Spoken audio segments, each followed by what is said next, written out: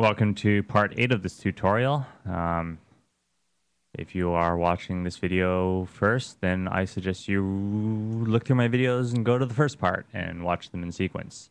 If you have been watching this video and you've been watching the other videos and um, you are in need of a break, stop the video, go to the bathroom, get some food, have a nap. Anyway, yeah, watch this video with full brains. Okay, so anyway, yeah, let's see. All right. So anyway, I'm working on the overgarments layer now and adding ripples. So now I'm working on the undergarment ripple. I'll give you a short layer breakdown, actually the long layer breakdown. We've got a lot of layers here.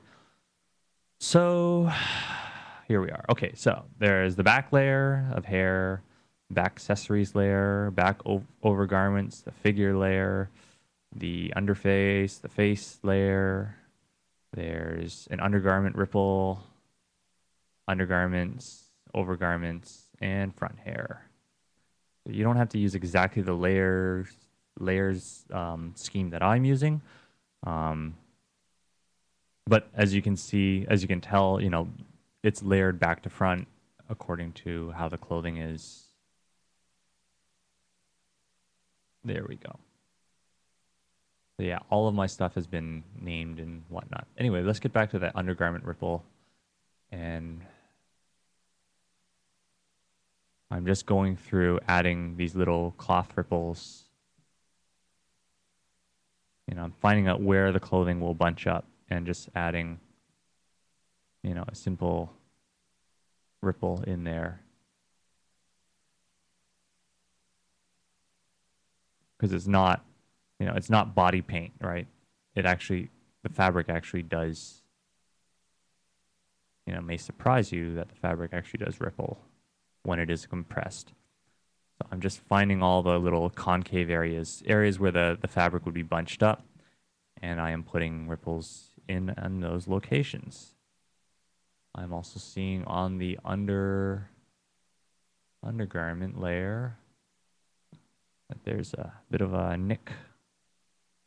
I'm going to repair that just because I'm that sort of guy. Back to the undergarment ripple layer. I tend to put large wrinkles around on the wrist area just because those are areas where there's a lot of mobility required. So you want the fabric to be loose, especially around the elbows as well. Not, ridiculously loose, but maybe not so much on the outside of the elbow, but more on the inside of the elbow is where I would concentrate my ripples. But yeah, I put them on the inside of the elbow.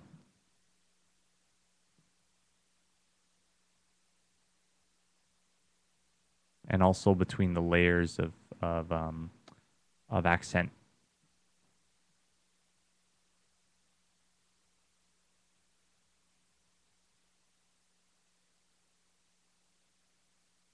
I think it's actually at this point where you can, I can take this bit here and I can actually make it seem like she's got large billowing sleeves.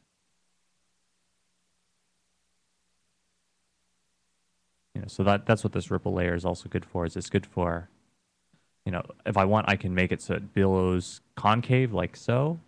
I can make it so it billows convex like that. And I can also billow from underneath as well.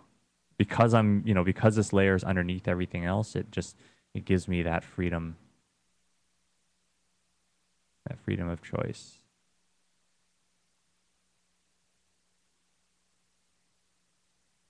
And now I'm just trimming it so that it matches up with, whoops, cut a little too deep.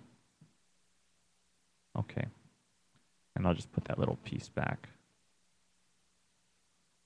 All right. So yeah, I can see that is like now I can take these the red clothing, and I can, maybe I'll start down here. Yeah.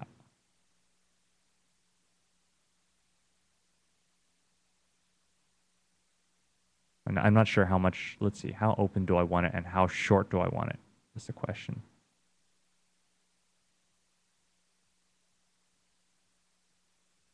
So I'm giving her some pretty thick, billowy, you know.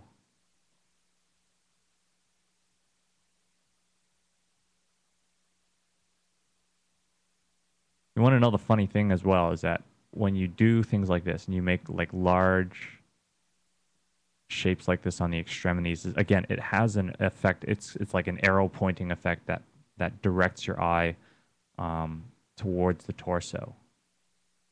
And these giant flags they're like big flags, as you know, or signs that just say, "Look here, look in this direction," because it's this arrow point effect. You know, it's like anytime you have a shape like this, you know, people tend to point in the direction, their eyes move in the direction of an arrow. So, you know, these things here, you know, they're like giant arrowheads. They, people's eyes get focused back towards, you know, towards the middle. But you do have to sculpt it somewhat, you know. Because if you do things like this, then the eye goes way off in that direction, right? And that doesn't work out so well. So, you know, just so you know. You know, it's like don't get too like I actually no, I'm not gonna say don't get too fancy. I say do get fancy. Just you know, be aware of when that fanciness is out of control. Control it. You must control your fanciness. Control it. Control. You must learn control. Because clothing is this wonderful thing where it's like, I know everybody's like all about looking at nude magazines and blah blah blah, and you know they're all about the nude figure, but I find that the clothed figure with you know good clothing, a good outfit, you can really command attention in ways that you know. Okay, now I'm going to that back overgarments layer, and oh, the transparency is locked. You know, and I can really direct where people are looking. I'm just wondering, it's like, should I do it like that? I don't know. I'll just keep neat and tidy. You can see that little bit in there, so I'm just gonna go back to my my undergarments layer here, and then I'll just hit it with the same color. No, okay, so I'll just have to unlock the transparency and put that in. That's, you know, that's like a last stage cleaning step. Back to the undergarments layer. Oh, undergarment ripple is what I want. Same deal.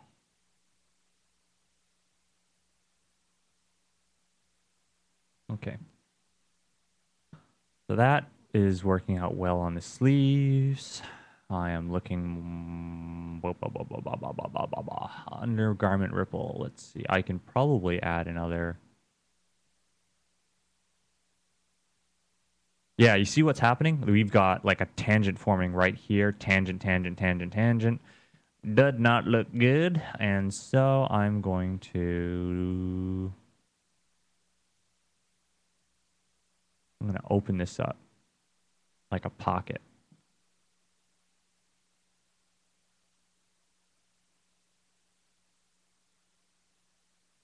So although we were revealing less skin, you know, now it's like a flared funnel and you can see inside and it's more inviting. Again, it's one of those great perverted secrets.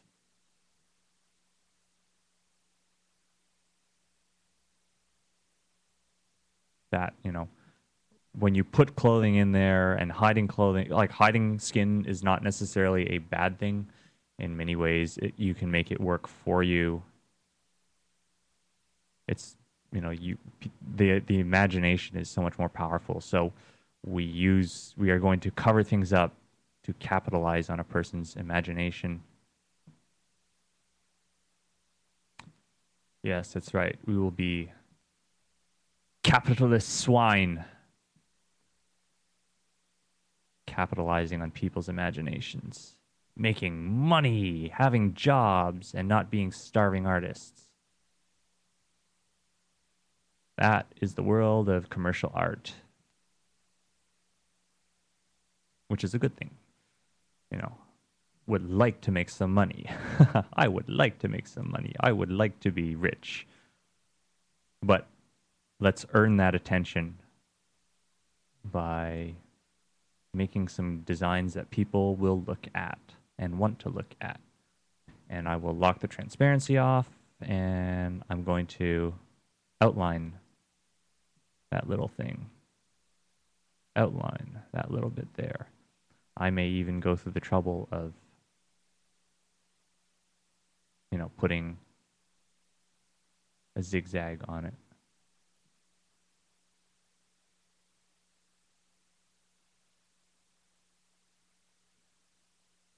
Oh, wow. Okay. So that, will attract some attention. Look at dem hips. Dem hips. All right. What else?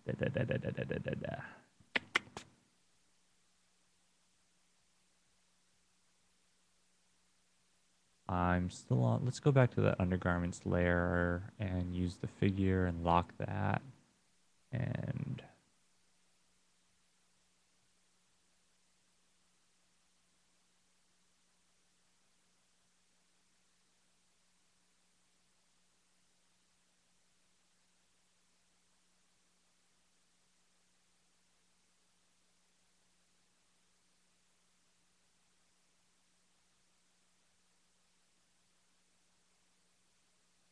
okay, now I'm going to unlock the transparency again.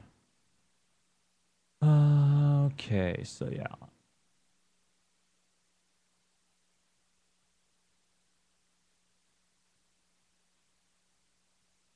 All right.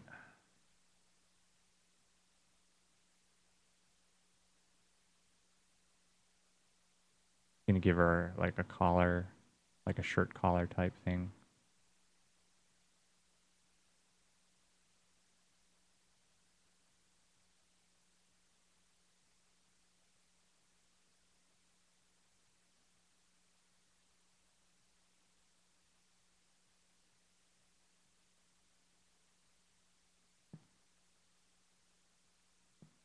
So yeah, now we have this kind of little shirt collar type thing, and it almost seems to beg for a tie or a bow or something in there.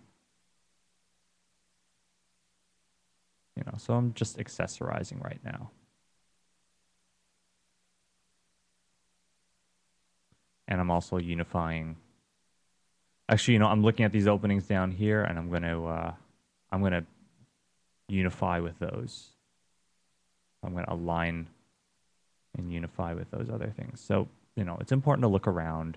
If you don't know what to do and you're cutting and adding, and nothing's happening, then look around your design for things that you can unify with. That's so much better. Then I'm going to go back to the overgarments layer, and maybe I will find a color that I haven't used much of. Let's use the white because it is a very striking color, and I've only used a tiny bit. And unlock my transparency. A minute left to go. I might hopefully be able to finish this.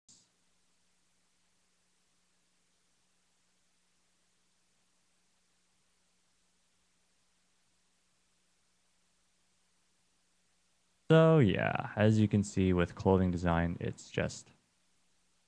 is not like, let's do it all really, really quickly. It's a very slow process that has taken 2 hours to do. And, all I can say is it is a steady process, Okay, I like that. Anyway, I'll post it up this finished work so you can see the whole thing on my DeviantArt account. And